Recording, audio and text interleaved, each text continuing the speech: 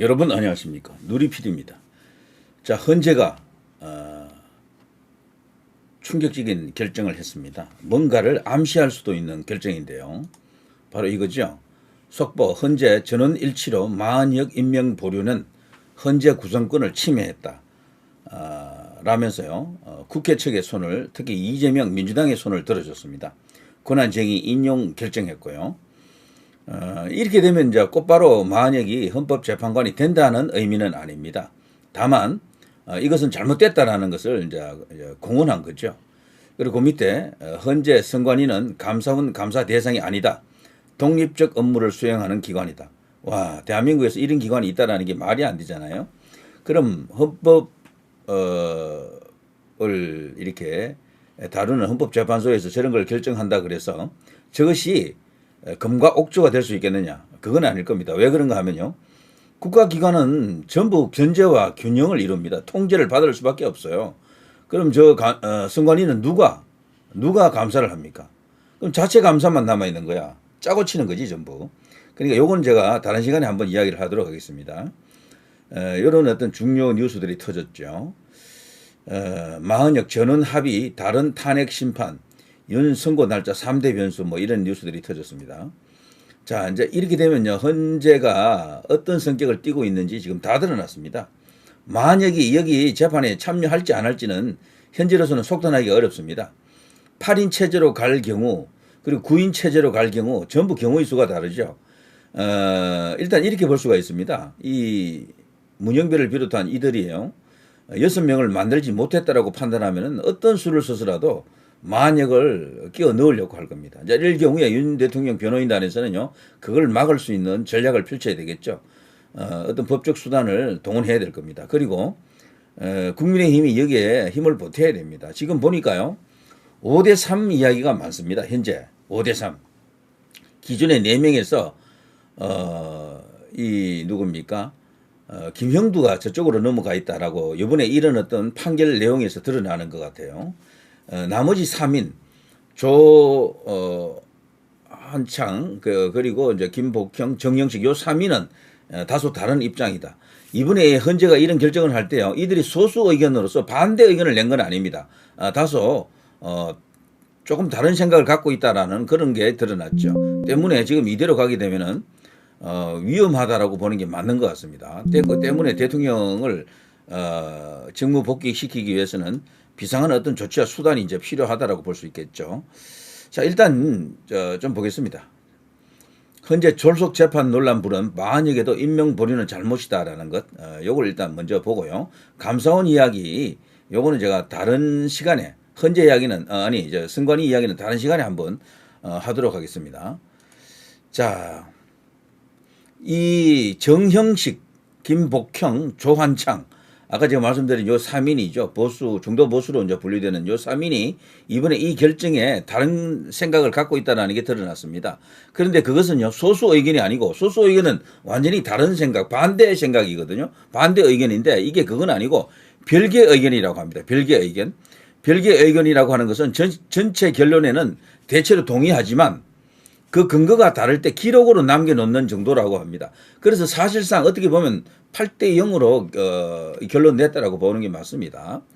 정면으로 반대 의견을 내는 소수 의견과는 다르다라고 합니다. 아무튼 요 3인은요, 국회는 국민 전체의 대표자로서 선출된 의원으로 구성되고 의원은 그 전체로서 국민의 대의기관인 국회를 구성한다. 모든 의원이 국회의 의사 형성 및 결정 과정에 참여하는 것이 요청된다라고 하면서 우원식이가 권한쟁의 신청한 것을 이게 인정하지 않은 정도입니다. 그러나 최상목이 임명하지 않은 것은 명백히 잘못되었다라는 의미가 강합니다. 최상목이 그러니까 지금 결정을 쥐고 있는 것은 확실하죠. 일단은 잘못됐지만 자신들이 헌재가 그거를 강제하지는 않겠다. 모든 공을 최상목에게 지금 떠넘긴 겁니다. 임명하라는 간접적 압박, 그리고 이제 민주당이 직접적으로 압박을 넣겠죠. 자, 이럴 때 최상목이가 이제 어떤 결정을 하느냐. 중차대한 순간입니다. 최상목 입장에서는 이렇게 되겠죠. 마흔역을 임명해버리면요, 지금 봐서는 6대3이 될 것 같아요. 이렇게 되면은 한덕수 탄핵 인용되면서 그 여파로 윤 대통령까지도 탄핵 인용될 가능성이 큽니다. 이럴 경우에는. 그러면서 이제 본인은 대통령 권한 대행을 계속할 수 있겠죠. 이런 시나리오가 하나 기다리고 있고요. 만약을 임명하지 않을 때, 이때는요 한덕수 탄핵 기각 5대3. 그럼 한덕수가 바로 직무 복귀됩니다. 그러면은 최상목은 아웃되겠죠. 바로 이제 경제부총리 자리로 돌아가야 됩니다. 이럴 경우에 한덕수 복귀, 최상목 본인 대통령 권한 대행이 이제 끝나는 거죠. 이런 여러 가지 어떤 이야기들이 있습니다. 자, 그런데요, 마은혁 전원 합의 다른 탄핵 심판 윤 선고 날짜 어떻게 될 것인가? 자, 여기서 이제 경우의 수를 좀 따져봐야 되는데, 만약이가 임명되더라도 대통령 그 탄핵 재판에는 참여 안 할 가능성이 큽니다. 그게 일단 일반적이고요. 그리고 임명되어 가지고 탄핵 재판에 참여한다라는 의미는 6명을 못 맞췄다라는 의미가 되겠죠. 이제 이걸 놓고 이제 전쟁이 벌어질 겁니다. 그리고 그 밖에 다른 뭐 이후에 발생하는 어떤 재판에 대해서는 뭐 참여하겠죠. 이 마은혁이가요. 이제 이런 그런 어떤 두 가지 경우가 예상이 되고요. 그리고 만약에 임명 안 될 경우 8인 체제가 그대로 유지될 경우 이런 때는 이번에 결정했던 것 권한 제기 인용 결정안 이것을 잘 살펴봐야 됩니다. 5명은요 국회 측 손을 완전히 들어줬어요. 나머지 3위는 반대한 게 아니에요. 별개 아까 제가 말씀드렸잖아요. 별개 의견을 냈다라고 합니다. 소수 의견이 아니고 별개 의원이기 때문에 이거는 거의 대체적인 합의에 이르렀다고 보는 것이 맞을 것 같습니다. 그래서 이게 희망 회로를 돌리려고 하면은 그 3위는 기각이다, 각하다 이렇게 이제 주장할 수가 있겠지만 이걸 봐서는 단정 짓기는 어렵습니다. 조금 모호하다라고 생각이 되네요. 이 시간에 제가 누구를 응원하기 위해서 하는 게 아니고요. 속보가 터졌기 때문에 이 속보의 의미를 한번 짚어보는 겁니다. 전체적으로 이해가 되시죠? 헌재가 결정한 것은요. 다시금 제가 강조해드리면요. 최상목이 그 임명을 안 한 것은 그것은 국회의 그 추천권이라든가 그리고 헌재의 구성권을 침해했다라고 보는 겁니다. 그래서 지나쳤다라는 거죠. 그러니 그것을 바로 잡아라라고 최상목에게 공을 던진 겁니다. 이제 최상목이가 공을 받은 거예요. 어떤 결정을 해야 됩니다. 다만 그리고 국회 의결을 통해서 권한쟁의 뭐 그런 것을 신청한 것이 아니고 국회의장이 했던 그런 법률적 행위에 대해서는 이것은 각하를 시켰습니다. 다루지를 않았어요. 아예. 이것은 요건이 결여되었다라고 하면서 향후에 국회에서 다시 하거나 뭐 이런 것을 밟아라 이런 의미가 되겠죠. 그래서 이번에 이것은 분명하게 헌재 나름으로 생각 끝에 꼼수를 좀 부렸다라고 생각합니다. 사실상 국회 측을 편들면서 대통령 그리고 이 최상목을 압박한 그런 걸로 보는 게 맞습니다. 자, 뭐 길게 이야기할 필요 없겠죠. 최상목이가 모든 키를 쥐고 있습니다. 그리고 또 하나 생각하실 거는요. 이들이 만약 임명을 계속해서 하려고 뭐 몸부림친다거나 그런 어떤 발악하는 그런 상황이 벌어진다라고 하는 것은 아직 6명이 안 됐다라는 확실한 시그널입니다. 그런데 그런 것 없이 최상목 없어도 괜찮아. 이렇게 되면 이제 이게 진짜 위기입니다. 사실은. 오늘 이걸 봐서는요. 정영식 재판관, 조한창 재판관, 그리고 이 김복형 재판관 이 3인은 소수 의견이 나왔으면은 다행인데 소수 의견이 아니고 별개 의견이라고 합니다. 별개 의견. 그거는 이들이 볼 때는 만약이 들어와도 상관없다는 이야기거든. 다만 우리가 약간의 이의 제기를 했다 정도입니다. 이의 제기 정도 했다.